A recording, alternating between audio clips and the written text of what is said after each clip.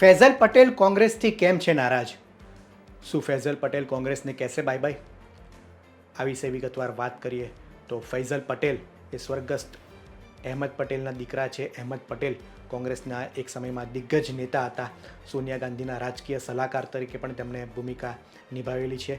તેમના પુત્ર ફૈઝલ પટેલ અને તેમના દીકરી મુમતાઝ પટેલ, આ બે ભાઈ બહેનો અત્યારે કોંગ્રેસથી નારાજ ચાલી રહ્યા છે. ખાસ કરીને લોકસભા ચૂંટણી વખતથી તેમની નારાજગી ખુલીને સામે આવી છે, કારણ કે લોકસભાની ચૂંટણી દરમિયાન કોંગ્રેસ અને આમ આદમી પાર્ટી વચ્ચે ગુજરાતમાં ગઠબંધન હતું. બે બેઠકો પર આમ આદમી પાર્ટી ચૂંટણી લડી હતી. ભરૂચ અને ભાવનગર, આ બે બેઠકો પર આમ આદમી પાર્ટી ચૂંટણી લડી હતી. ભરૂચની વાત કરીએ તો દિગ્ગજ નેતા અહેમદ પટેલ એ પોતે ભરૂચથી આવે છે, ત્યારે તેમના દીકરા એ અહેમદ પટેલના દીકરા અને તેમની દીકરી મુમતાઝ પટેલની બંનેની માંગ હતી કે કોંગ્રેસને જ આ સીટ બેઠક આપવામાં આવે, કારણ કે કોંગ્રેસની પરંપરાગત બેઠક છે. ત્યારે બીજા કોઈ વ્યક્તિને, ચૈત્ર વસાવાને આ બેઠકની જવાબદારી સોંપવામાં આવી હતી, તેમને ઉમેદવાર બનાવવામાં આવ્યા હતા. ત્યારથી તેઓ નારાજ છે, કારણ કે તેઓને પોતે ચૂંટણી લડવી હતી, પરંતુ ગઠબંધન હોવાથી તેઓ ખુલીને તેમની નારાજગી સામે આવી હતી. ત્યારથી તેઓ બંને ભાઈ બહેન એ કોંગ્રેસથી નારાજ ચાલી રહ્યા છે. અગાઉ પણ જ્યારે બિહારમાં કોંગ્રેસની હાર થઈ ત્યારે પણ તેમણે કોંગ્રેસના શીર્ષ નેતૃત્વ સામે સવાલ ઉઠાવ્યા હતા. ત્યારે તેમણે 2 ટ્વીટ કરી છે, જેમાં કોંગ્રેસ છોડવાનો સ્પષ્ટ ઇશારો કર્યો છે. આ 2 ટ્વીટમાં શું છે તે જાણીશું. તેમણે એક ટ્વીટમાં જણાવ્યું છે કે my sister might join me. I am thinking of splitting the Congress party. I will call it Congress AP, એટલે કે કોંગ્રેસ એપી. આ નવી પાર્ટી બનાવવાની પણ તેમણે વાત કરી છે. થોટ્સ એવરીવન, એટલે લોકોના નિવેદનો, સૂચનો પણ તેમણે મંગાવ્યા છે. આ અંગે મોટી જાહેરાત તેમણે સોશિયલ મીડિયાના પોસ્ટ દ્વારા કરી છે કે હું કોંગ્રેસ પાર્ટી છોડી રહ્યો છું. આ પ્રકારની વાત ફૈઝલ પટેલે કરી છે. અન્ય ટ્વીટમાં તેમણે ગઈકાલે પણ એક ટ્વીટ કરી હતી અને કોંગ્રેસના કર્ણાટકની વાત કરી હતી અને તેમના પિતાને પણ યાદ કર્યા હતા. તે ટ્વીટમાં શું વાત કરવામાં આવી છે તે જાણીશું.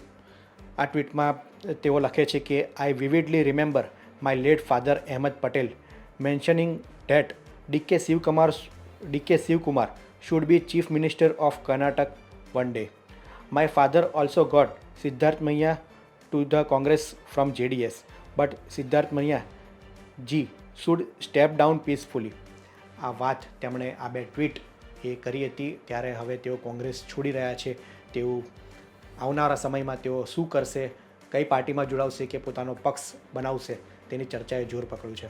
ફૈઝલ પટેલની વાત કરીએ તો જેટલો તેમના પિતાનો દબદબો હતો, તેમના પિતા એક મજબૂત પકડ એ મુસ્લિમ સંગઠન અને મુસ્લિમ લોકો પર તેમની મજબૂત પકડ હતી, પરંતુ ફૈઝલ પટેલના કિસ્સામાં આવું જોવા નથી મળતું.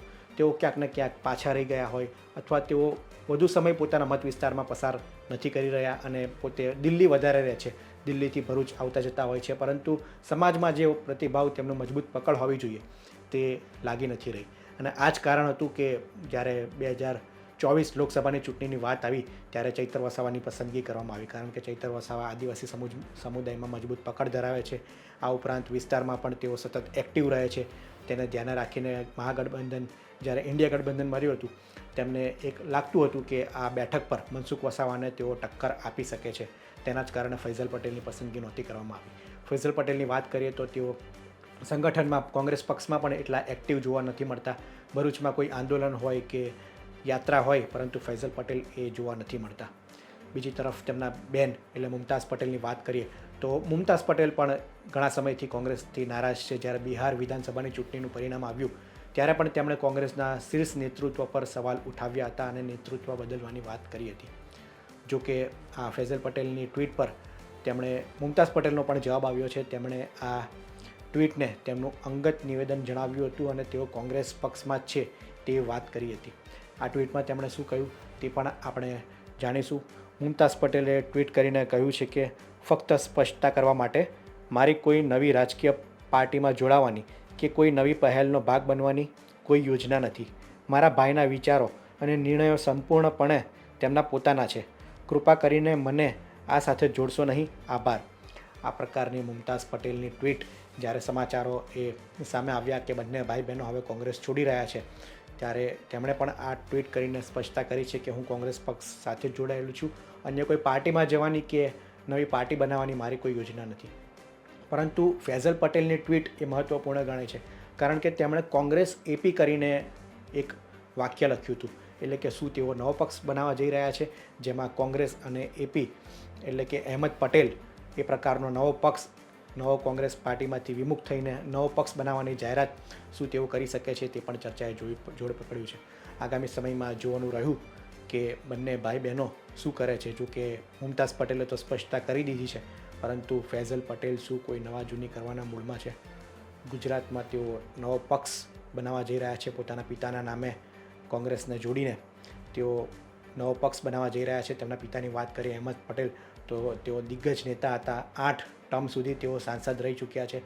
3 ટર્મ તેઓ લોકસભાના સાંસદ ભરૂચ લોકસભા મત વિસ્તારથી રહ્યા છે અને 5 વખત તેઓ રાજ્યસભાના પણ સાંસદ તરીકે જવાબદારી નિભાવી ચૂક્યા છે.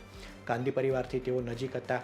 સોનિયા ગાંધીથી રહીને રાજીવ ગાંધી સુધીના ઉચ્ચ હોદ્દા પર રહેલા નેતાઓની તેઓ ખૂબ જ નજીકના હતા અને તેમના સમયમાં ભરૂચમાં જે નર્મદા પ્રોજેક્ટની વિકાસ કાર્યોની વાત હોય તો તેમાં પણ તેમનું મોટું યોગદાન છે. ત્યારે તેમના દીકરા ફૈઝલ પટેલ આગામી સમયમાં શું નવા જૂની કરશે તેની નજર રહેલી છે. આ રિપોર્ટ અંગે આપનું શું માનવું છે તે અમને કોમેન્ટમાં જરૂર જણાવશો. આ રિપોર્ટમાં હાલ આટલું જ. ધન્યવાદ.